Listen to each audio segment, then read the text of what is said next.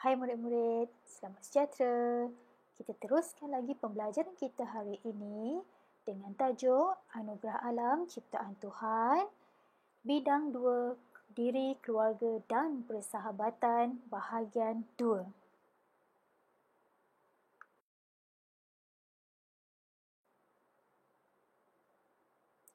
Jika murid-murid telah bersedia, pastikan ada bersama dengan murid-murid buku teks pendidikan moral tingkatan 3, muka surat 19. Okay, baiklah murid-murid, kita akan mulakan pembelajaran kita hari ini. Jom belajar pendidikan moral dengan Cikgu Ji. Murid-murid, secara keseluruhannya hari ini, murid-murid akan belajar berkaitan 2 kesan pengabaian anugerah alam ciptaan Tuhan. Seterusnya, 3 cara menghargai anugerah alam ciptaan Tuhan. Yang ketiga, menunjukkan satu perasaan apabila menghargai anugerah alam ciptaan Tuhan.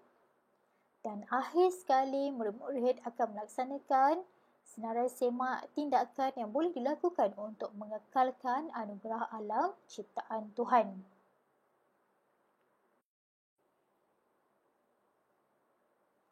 Apakah yang murid-murid nampak di dalam gambar ini? Ya, dalam gambar ini ialah hidupan laut. Antara contoh-contoh hidupan laut ialah terumbu karang, anjing laut, penyu, alga dan ikan paus. Bagaimana murid-murid menghargai anugerah alam ciptaan Tuhan di dasar laut? Murid-murid, hidupan laut memainkan peranan penting dalam kitaran karbon kerana organisma fotosintesis menukarkan karbon dioksida terlarut menjadi karbon organik dan hidupan laut adalah penting kepada manusia dalam ekonomi untuk menyediakan ikan untuk kegunaan sebagai makanan. Ini bertepatan sekali dengan kita punya objektif hari ini, iaitu anugerah alam ciptaan Tuhan.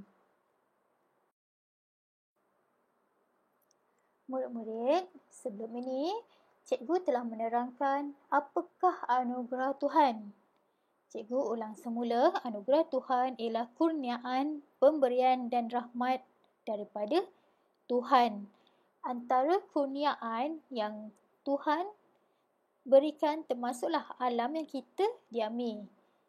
Terdapat pelbagai anugerah alam ciptaan Tuhan yang digunakan kepada kita untuk dimanfaatkan dengan sebaik-baik yang mungkin.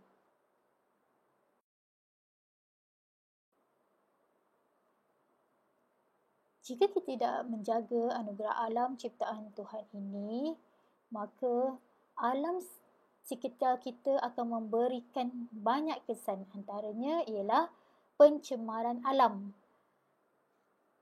Contoh pencemaran alam ialah pencemaran air, iaitu perubahan yang berlaku kepada air dari segi kandungan atau warna serta sifat kimia yang disebabkan oleh pelbagai bahan pencemar dalam pelbagai bentuk seperti pepejal, cecair dan gas. Ia merujuk kepada pencemaran jasad air, biasanya akibat kegiatan manusia.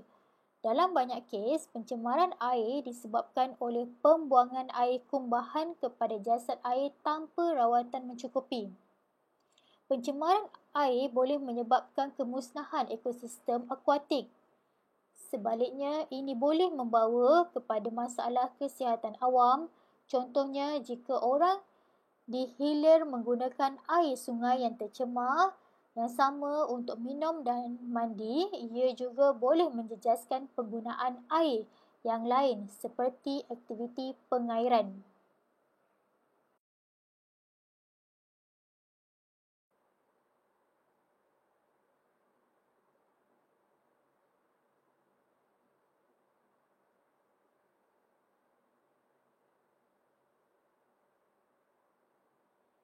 Sekiranya kita mengabaikan anugerah alam ciptaan Tuhan, pelbagai kesan buruk akan berlaku.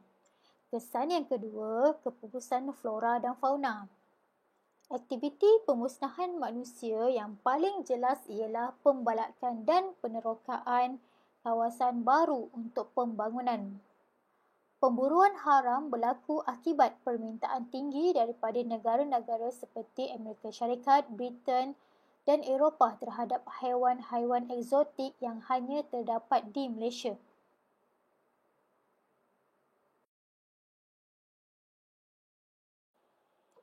Daripada kesan pengabaian anugerah alam ciptaan Tuhan ini, maka semua pihak harus bertanggungjawab menghargai anugerah alam ciptaan Tuhan.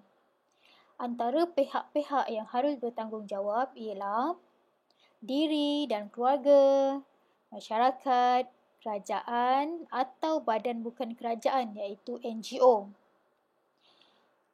Apakah diri dan keluarga boleh lakukan untuk menghargai anugerah alam ciptaan Tuhan? Antaranya ialah cara yang pertama, anggota keluarga tidak boleh melakukan pembaziran ketika menggunakan air. Cara yang kedua, anggota keluarga perlu membuang sisa buangan sampah dengan terancang. Selain itu, anggota keluarga hendaklah elakkan diri daripada melakukan kerosakan anugerah alam ciptaan Tuhan.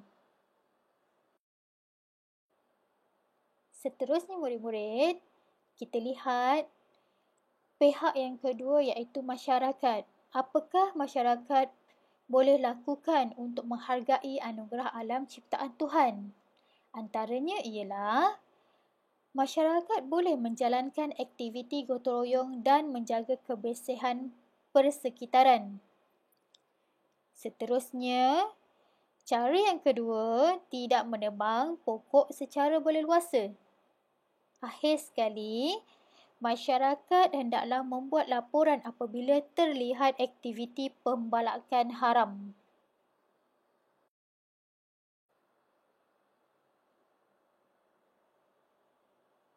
Pihak yang ketiga yang bertanggungjawab menghargai anugerah alam ciptaan Tuhan ialah kerajaan atau badan bukan kerajaan.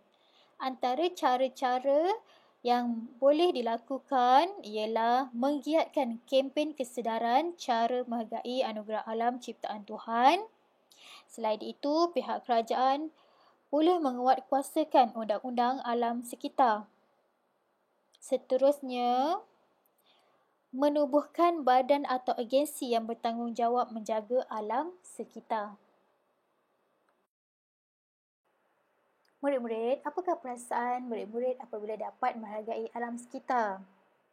Murid-murid, sebenarnya apabila kita dapat menjaga dan menghargai alam sekitar kita akan rasa bangga dan gembira kerana alam sekitar kita sentiasa dipelihara dan tiada pencemaran yang berlaku di persekitaran kita.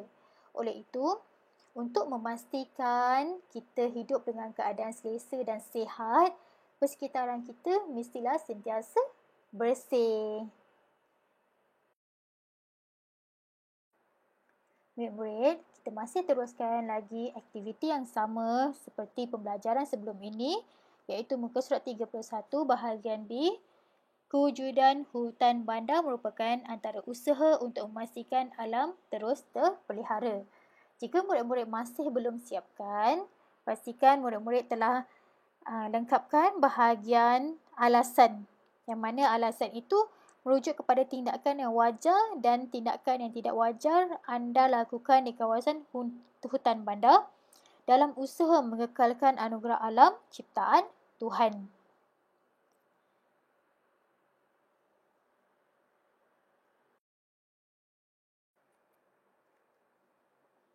Secara rumusan, yang cikgu boleh buat untuk unit 2 tajuk Anugerah Alam Ciptaan Tuhan.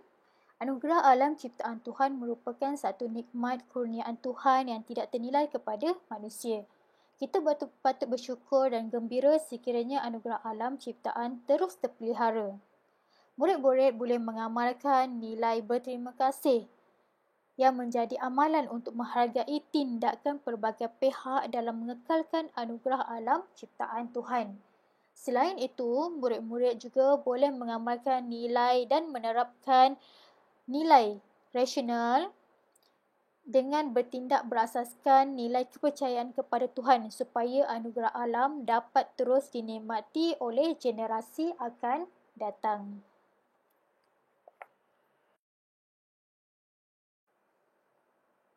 Murid-murid, cikgu telah selesaikan unit 2, bahagian 1 dan bahagian 2.